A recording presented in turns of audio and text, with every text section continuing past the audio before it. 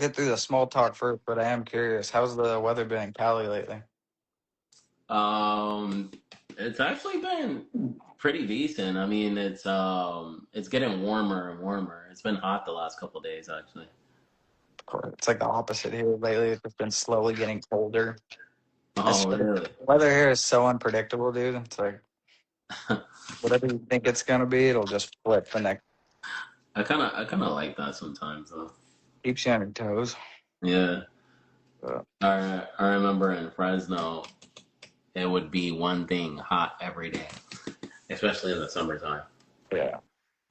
So I've heard, and it's like dry, right? It's not like, or is it humid?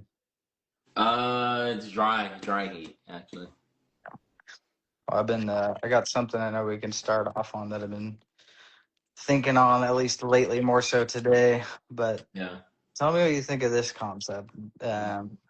Real simple one. Do you think that the stress that most people feel on a day-to-day basis is something that's significant and real, or is it mostly something that we make up in our heads? That's a good one, actually. That's a good one. I think, because I'm thinking about like for myself, I think over time, I've come to the conclusion that a lot of it, is self-created. Just because, just because when I really sit and think about it, there is a lot of. I've heard someone say, I think it was not Steve Jobs. What's the Amazon CEO? Jeff Bezos. Bezos? Yeah, Jeff Bezos. He said that most stress comes from not like the lack of, not like the actual stress of a situation, but it's usually your system kind of creating an artificial stress because there's some action that you're not taking that needs to be taken. All right. And so he says that it's a lack of action. Like you need Hey, to take, Charles. yeah. So I can kind of see that concept where it's kind of like when I think about a lot of my stress, it is kind of self-created because it's especially for me. I'm a big procrastinator, so that makes a lot of sense for me. What do you think? I feel that. No, I mean it kind of segues nicely into what I was thinking to kind of move that question further is that, goes hand in hand with similar what we talked about last week is how there's like a low level, almost call it like an addiction to drama that people have. And it's Mm, because it's like you want to feel something, you know what I mean? And yeah. people do that internally with situations. I mean, you could even argue procrastination might even be that because you kind of like that last minute rush. Mm. You know what I mean? Yeah, So it's like, dude, that's deep actually. If you think about it, um, because dude, I have this funny story when I was in high school. My teacher, my science teacher, we were making like a science book. We made our own science book, and so like we would make this from the beginning of the year to the end of the year. And this thing was like thick, bro. It was like literally like you seen those old like yellow pages, like phone books? They're like hecka thick.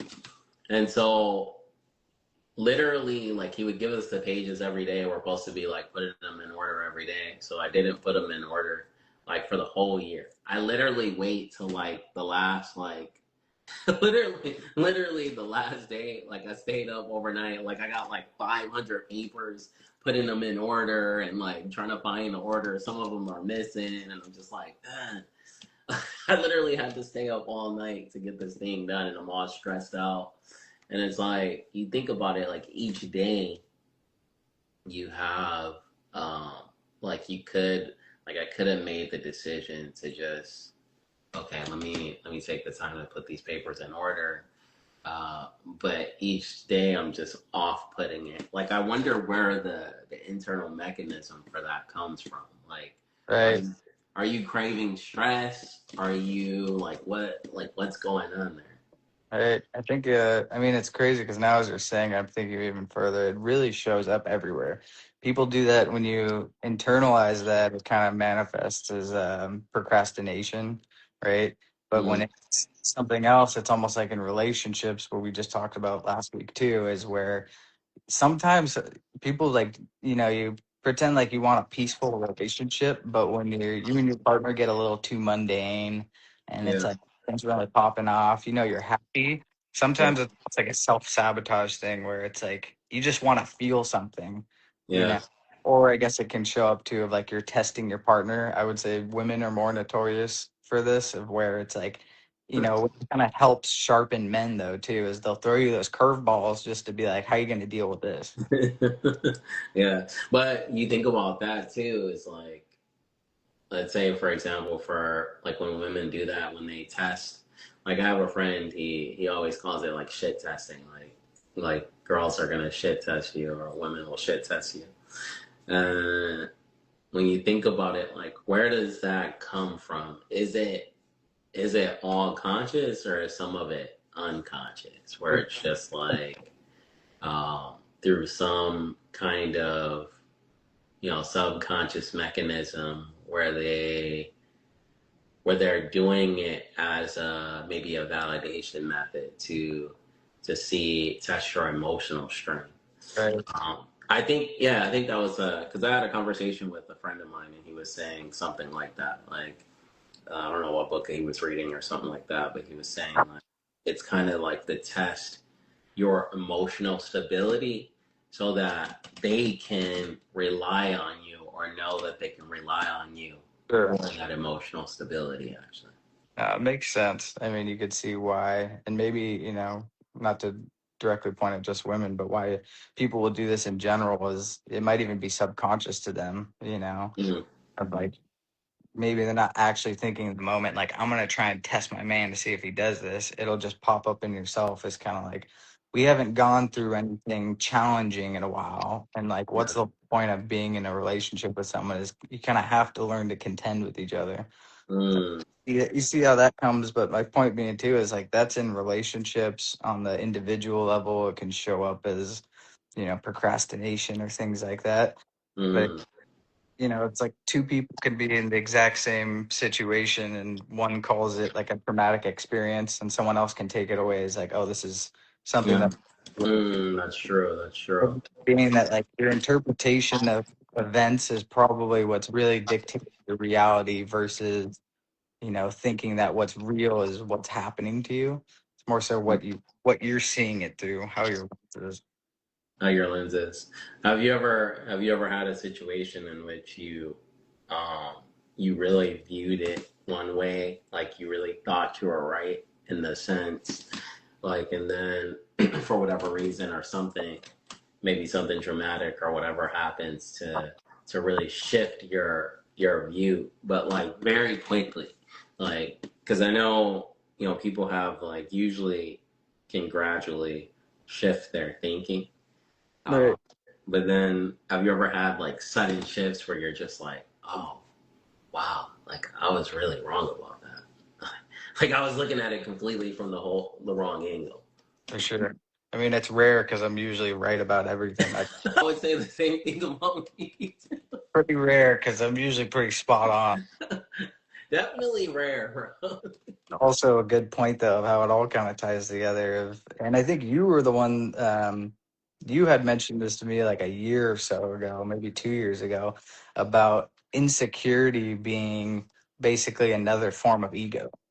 Yeah, yeah, I mean, yeah, and when you told me that, I was like, that's a good one to sit with because usually you think like, lack of confidence. Kind of stems from that is like you're uncertain with yourself, but in like a real way that's just because you're kind of too focused on yourself. You're having too yeah, much attention on who you are and that you put yourself at the center of everything, and that's where you kind of get so hyper absorbed of what do I look like, my physical appearance, how am I showing up. But yeah. it's Like interesting. that's where that saying comes from. Like ignorance is bliss. Like I feel like the less I mean, obviously, this is kind of like a negative and positive, but the less like sometimes when I think about times when I was younger, like it was easier to have like higher confidence because my awareness wasn't as high. That's a good point. So it's almost like ignorance was bliss in a sense of like your feeling of ego, All like right. your because it can be higher because you're not aware as much. Like I've talked to multiple people about this, and it's like and the same thing. It's like the more aware they became, their confidence sometimes also decreases temporarily because Right. their mind is like, oh, okay, and now I'm aware of all these things. Like it's interesting how it affects the ego. That's true. I think, I mean, good example of that is like, look at kids. Like, you know, you see a toddler screaming his head off in a public situation. They're not concerned about how they look about it. You know what I mean? Yeah, Their awareness of their surroundings is like not even there. You know, yeah, that's there's true. That's true. something to be said about that. You might not be the smartest guy or whatever in the room, but even if you're just so unaware of your surroundings, you can really come off as very confident and secure Yeah, in who you are. Yeah. exactly, exactly, exactly. It's Uh, just but it's a balance of the two though, right? If you consider it, like you almost need to have enough awareness to obviously like be presentable and like have confidence in yourself to show up. As soon as that's taken so far, that's where you get like insecurity or even worse, self-absorption, where people are just like hyper focused on what they're wearing, how they're speaking, yeah, down to body language, how should I stand when I'm talking to you? yeah. Yeah. When I use that as a benchmark, kind of, for like where my ego is. Like if I'm gonna like do a speech or like I'm gonna do public speaking or whatever, like if I feel like a very high level of nervousness or like to me it's always like, oh, okay, that's my ego right there. Like I always say like, oh, there it is. That's a good one. That's a good benchmark to lean on. Yeah, Yeah. even though people don't typically think of that as like ego, but it is. So in that moment, then I try to kind of like pull the thinking outside of myself and be less self-focused. Like I feel like the what you said is self-focusing is really the center of the ego, actually. Big time.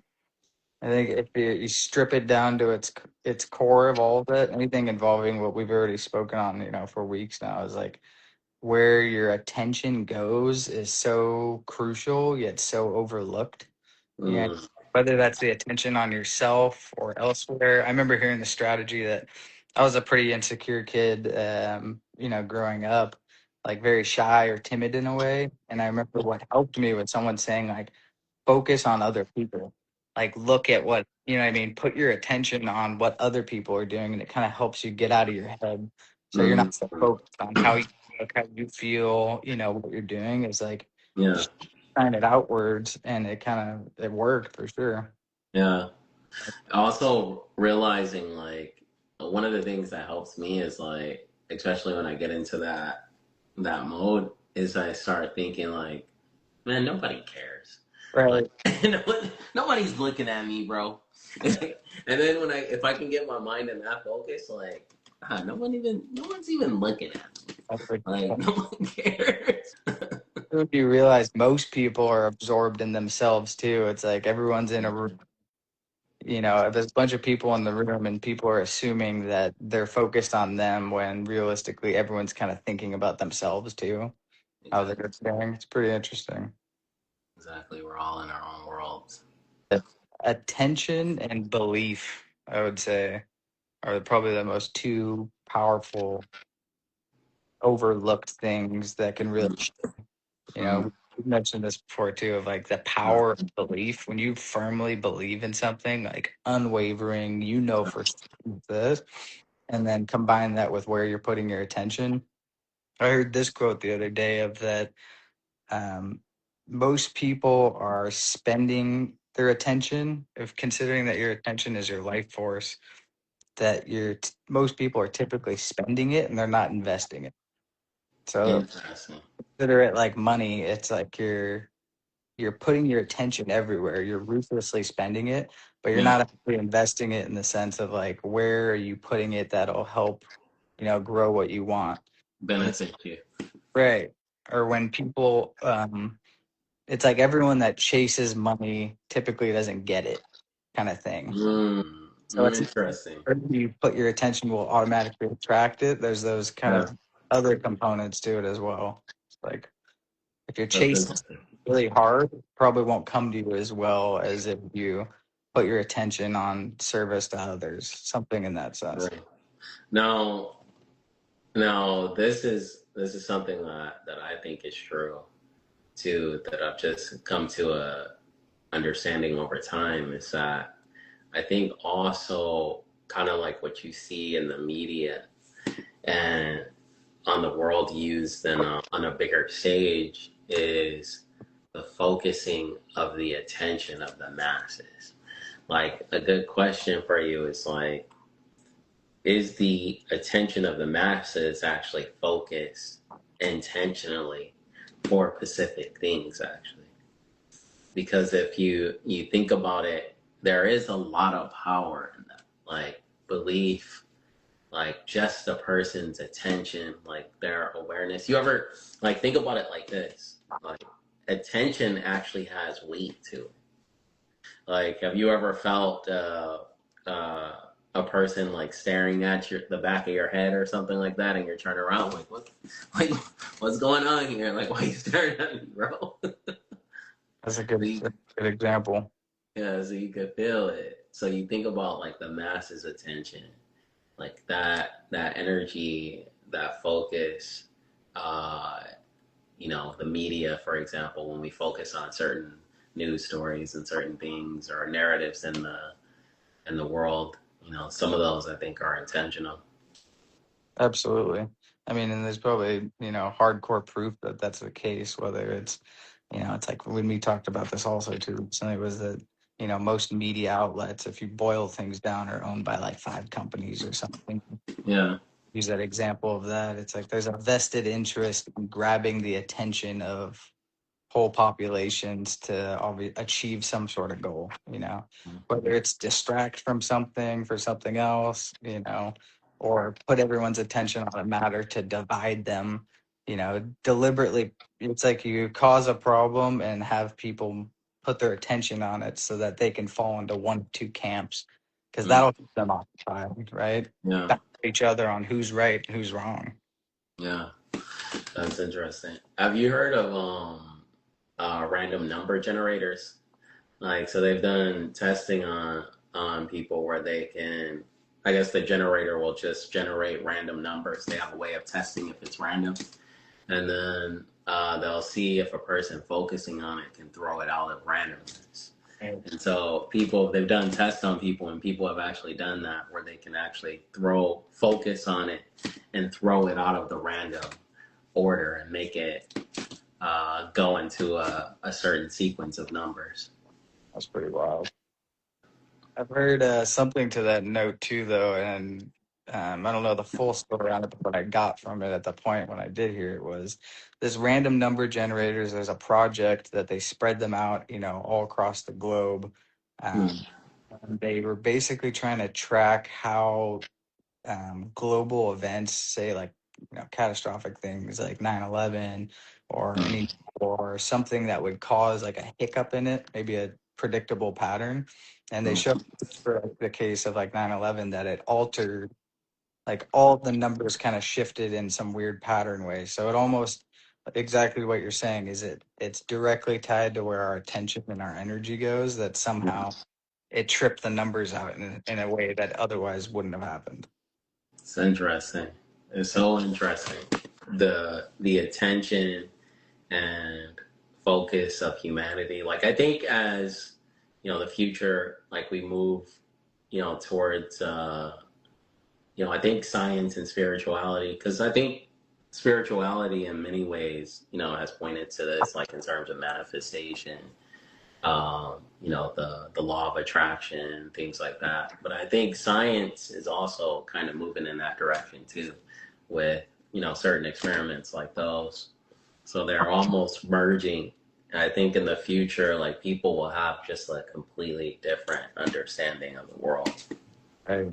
I mean, look at quantum physics. I don't remember the name of the experiment, the dual split thing.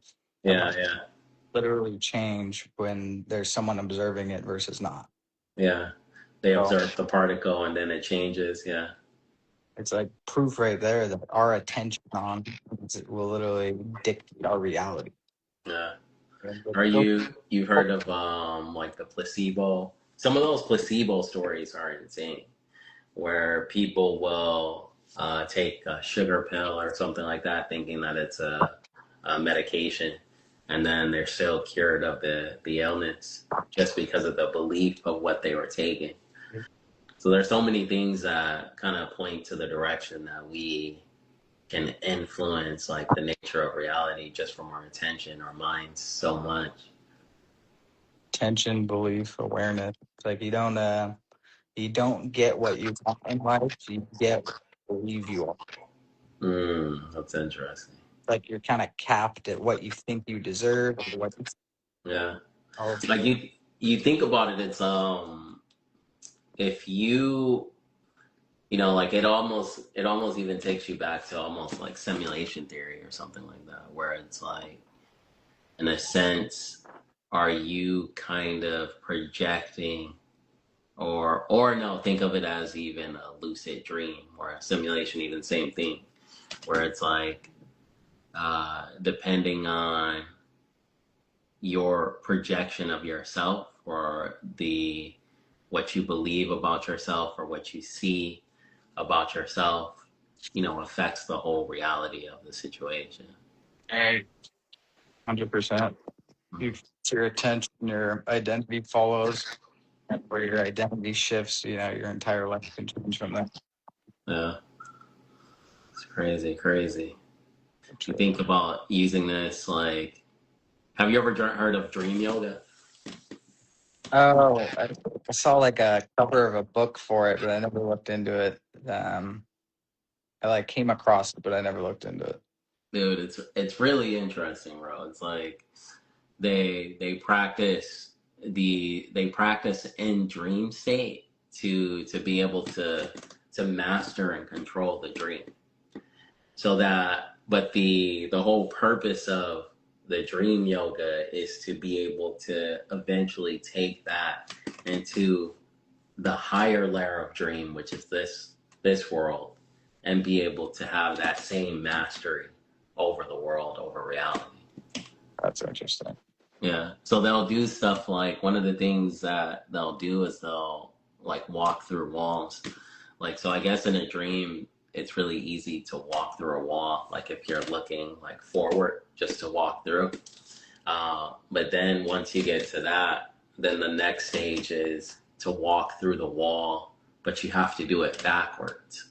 For whatever reason, I remember reading it's for whatever reason to do it backwards is much more difficult because it does something like it's almost like part of the subconscious, like you're still bound by the rule set. All So when right. you try to step through backwards, a lot of times you can't do it in the dream state. So it's another layer of like trying to get through the subconscious like beliefs. Right. That is interesting. I remember it makes me think of, the strategies people say, on the note of lucid dreams that what you can try to do to basically put yourself in the state while you're dreaming for it to become lucid is if Hmm. you try and flip a light switch on and it doesn't do anything, Yeah. or off that if you feel like you're dreaming and you're in a room and you're kind of starting to want to enter that lucid state is Hmm. look at a clock, the hands aren't moving, or if a light switches don't work, you know what I mean? It Yeah. needs to trigger you to make you realize you're in Yeah. a That's interesting. Now, have you ever heard, like I've heard this, I don't know if it's true, but supposedly some people don't dream in color. Do you dream in color? I've heard of that. That's a trip. No, I Like dream in color. I'm thinking I do too. I was like, what the? Supposedly, I think I heard that somewhere people don't dream in color. I was like, then I must be dreaming differently because I know I dream in color. Right. Well, it's like people say, do you, the other one is like, when you think, are you thinking of words or are you seeing images? You're having a hard thought about something. Are you physically seeing objects moving or acting out like a Yeah. play? Thinking of words. You hear, you hear sounds in your head versus. Yeah, that's interesting. Did you know that I've heard an interesting thing. We're actually going into a interesting conversation because it makes me think of like the different ways of people perceiving things and how like we may assume that people think and perceive in the same way that we do, and they do drastically different. Like an example of this is kind of exactly what you're saying is I've heard of people who don't have an inner dialogue in the mind. Like, I'm just like, how is that even possible? Yeah, I can't even imagine not having that. Like, just complete silence. Like, how is that even possible? You don't have any inner voice. Like, do you hear it in your like your own voice? Like when you have an inner dialogue? It's so weird because it's hard to like think on, but it's almost like it has to be my own voice. It doesn't sound like the voice of God or something. That The would voice, be hilarious. This constant God voice in your head. voice that you hear when you think. No, I don't know. That's hard to say. I think it's just like what you like when you're thinking in general, and then you shift your consciousness to thinking about thinking. It gets weird. Yeah. You know what I mean? And then there are some people who can't see any, like they can't do any visualization. So Mhm. there's no imagery. Like, how can you not have visualizations in the mind? Yeah, that's also weird to think about. Yeah. I feel like I'm a combination of the two. It's not like I think in words or thinking. I think it depends on the concept, which will dictate what. If I can't put a mental image to what I'm thinking about, then it sounds like I'm hearing my own thoughts. But if I can Mm, picture someone talking about a table or chip or something in a room, then it's like, okay, you think about it. Or someone's telling a story. That's a really good story. I feel like it'll snap me into almost like a movie in my head. yeah, yeah, yeah, yeah. I've experienced that too. Yeah, you can see it. If someone's telling a really good story, you can almost see the imagery of where and how and about the story. That's interesting. Like that's a good note of people that tell stories because that's for sure a gift too. Is just Yeah. knowing how to properly elaborate on something and give an in-depth story. You know, Yeah. and then you really see the movie of it. But I love how our conversations just go. That's true. That's true. It all ties back. I mean, from the initial question being, do we create problems or are problems inherent in life and they just exist? It's like your perception dictates your reality. Where you put your attention kind of shifts your entire experience, Mm, down to ego, insecurities, or confidence, or, all of that. yeah. Yeah, this is true. I do think that when that brings up the thought too is a lot of the ego, how it is formed through how we're perceiving things too. So it's like it has its own like shape and perspective. Like I think like an ego can warp reality, like in terms of like how we perceive it.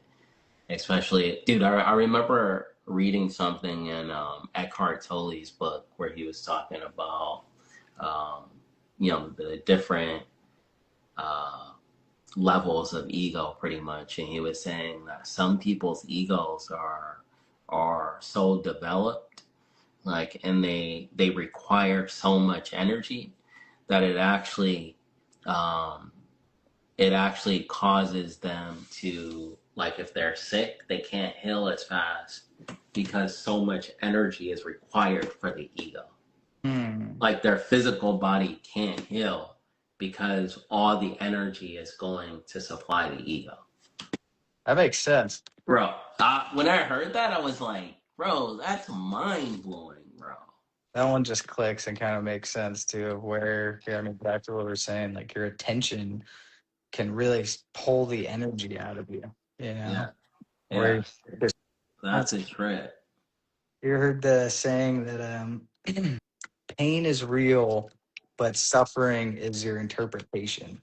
So it's like Mhm. same concept of things happen in our day to day lives, but based off of our interpretation of it, we can either view it as catastrophic, traumatic, suffering, or look at it as like a opportunity for growth. You know what?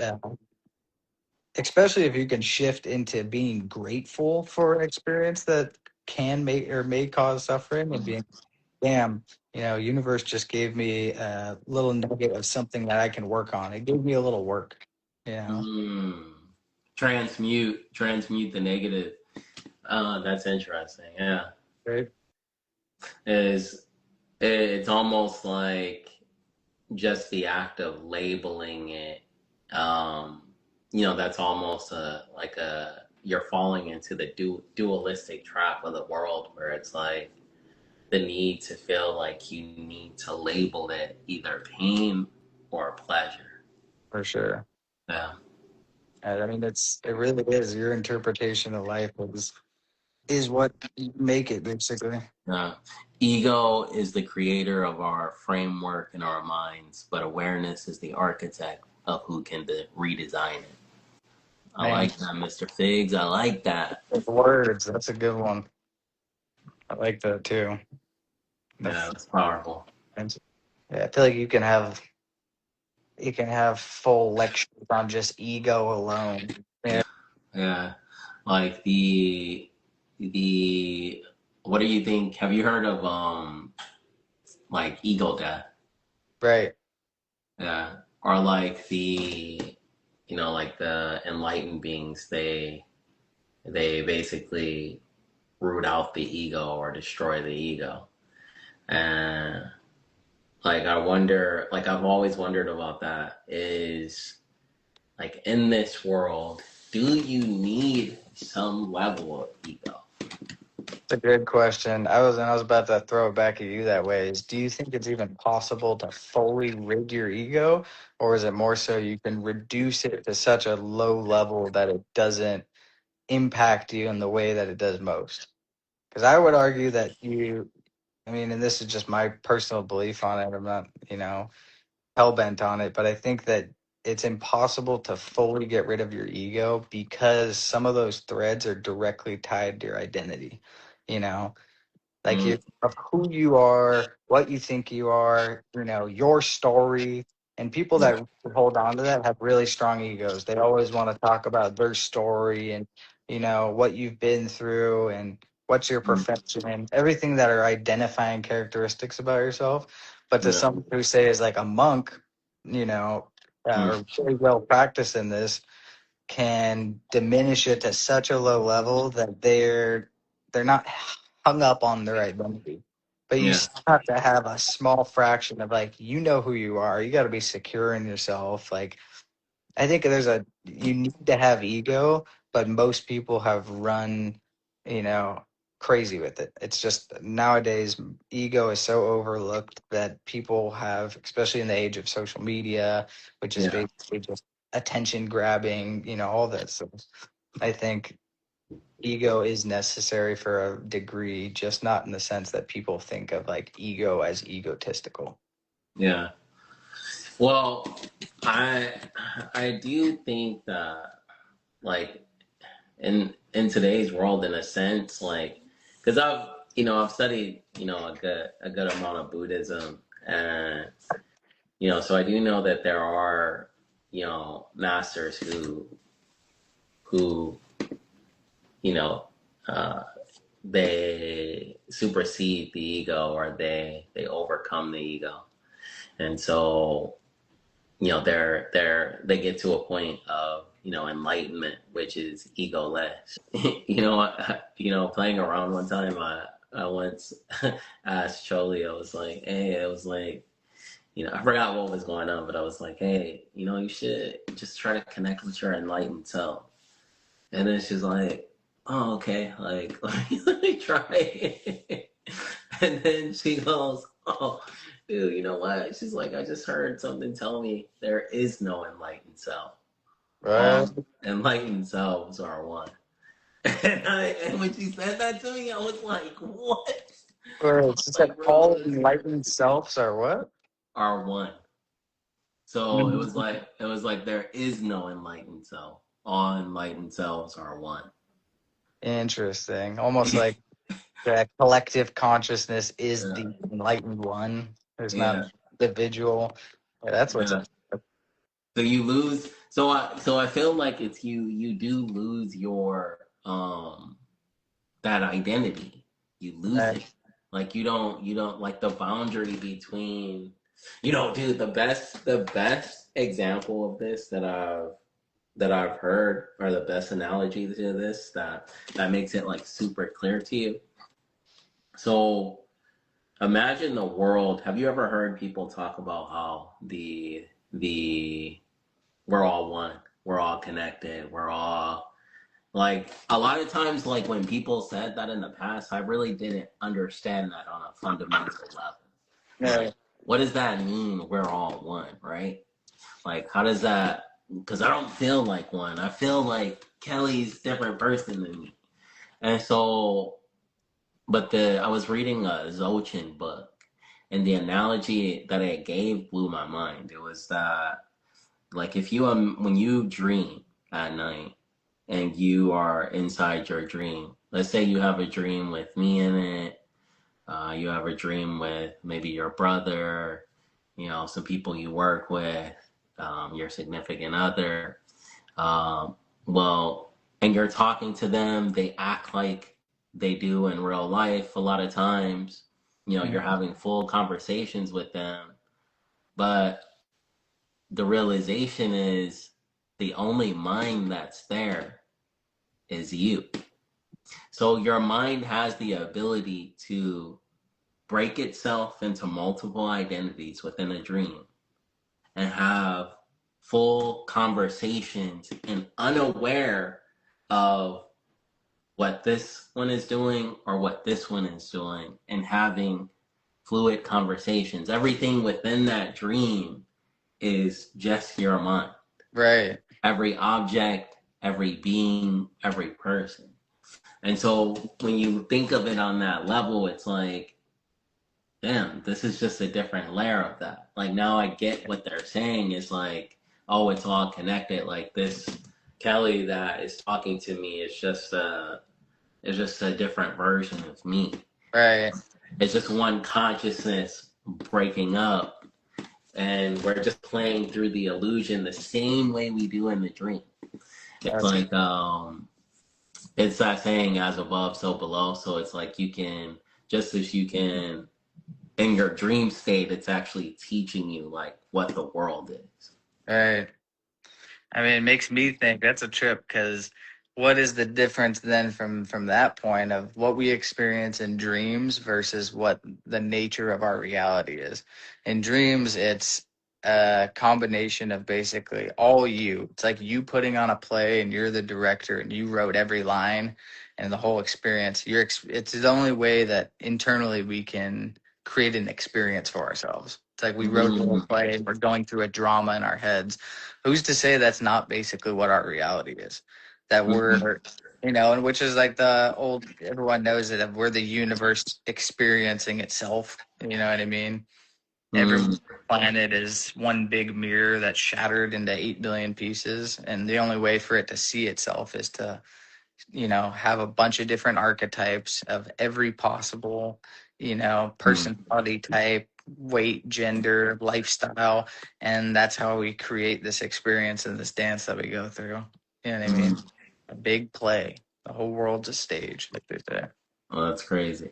You think about this too. It's like the what it said in that Zolchan book that I thought was really powerful too is where it kind of connecting what you're saying is like it it does connect it all to like a big dream where it's like it was saying like think about a dream that you had and like think about how that felt like right now in your waking life you know that that was a dream and you know how that felt.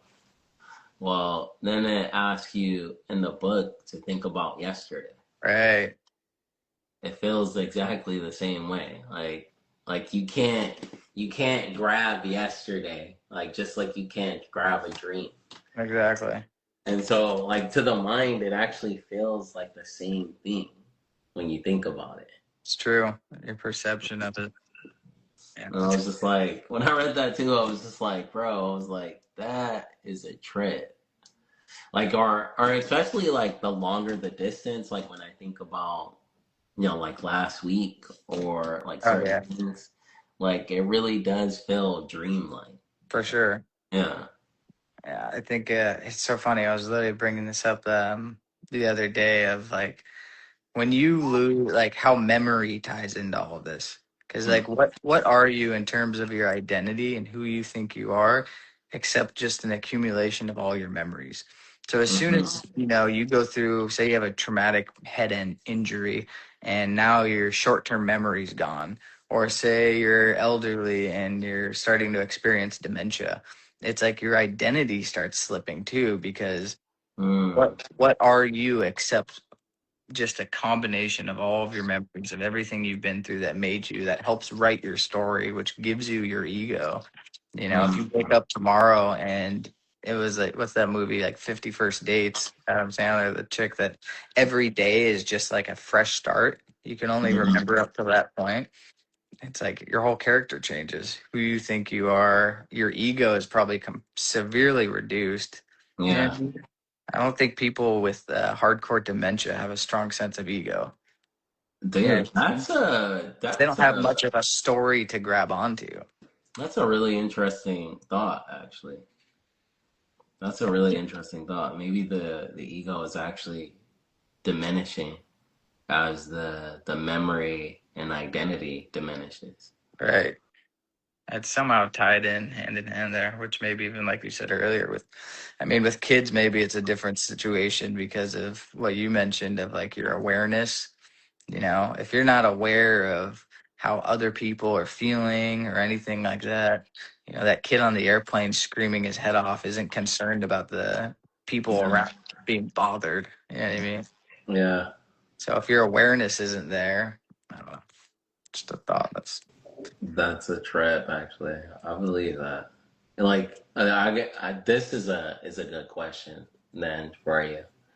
A good note to end on is, what is the power of our awareness unattached by or unencumbered by the influences of what we think, or not even what we think, or other people's awareness or its intentions on our own manifestations. Like, how does that affect it?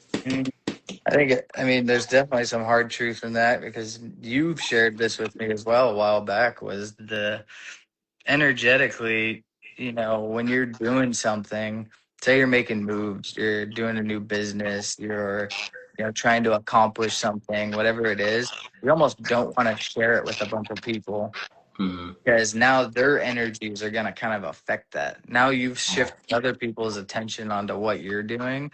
And all it takes is a good amount of people to, either their jealousy or judgment in any kind of way that might actually alter your outcome of what you're Yeah. trying to achieve. You know, Yeah. I remember you mentioned that to me a while back. I was like, damn, that makes sense. Sometimes you got to just move and not announce it because you Yeah. might mess up your goal. But you got Yeah. everyone around you, you know. Exactly. It's a trip, man. That's a trip. That's a trip. Well, good chat, man. I love how our topics will start so small and we'll get We ahead of it. then we go into the space age. Dude, it's the fastest hour of my life. That was a full hour right there. That was a full hour. And What? oh, we started a little later. It was like eight Yeah, a ten. little later. Yeah. Damn near an hour. That was fun though. It's always fun. Sure. But yeah, we'll be having these just conversations about whatever to take our minds to the next level. We'll be having these every Wednesday at 6 p.m. We also do it on Sundays at 11 a.m. as well. So click the link in the bio and join our newsletter. We'll update you as to when we have more streams. Yeah. Let's do it. Let's do it. See you next time. Good chat, my man. Love you, Good bro. chatting. Good chatting. Bye, guys. Peace, everyone.